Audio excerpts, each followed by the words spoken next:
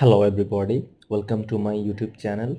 So this channel is all about showing you how to become an IT pro really fast. So in today's video I am going to show you that how you can set up Visual Studio Code for web development. So the first step is download and install Visual Studio Code. First of all, we need to download Visual Studio Code. You can easily download it from the official website of Visual Studio Code. Once the download is complete, simply install it by following the instructions shown on your screen.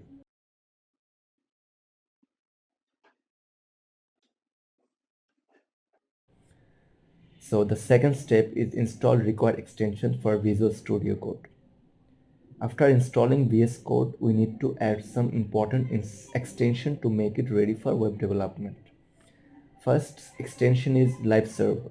Click on the extension icon, search for Live Server and install it. This extension creates a local server and allows you to see changes in real time, which is very important for web development. Second extension is to download is JavaScript Snippet. Search for JavaScript Snippet in the extension section and install it.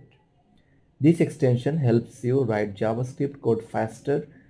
JavaScript is a major part of web development. So the last extension is download for VS Code is Bootstrap. Finally search Bootstrap for and install it. This will help you to work with Bootstrap efficiently while designing websites. Once these extensions are installed, our setup is almost completed. Step 3 is create a project and create a HTML file. Now let's create a project folder. Inside this project, create a new file and name index.html.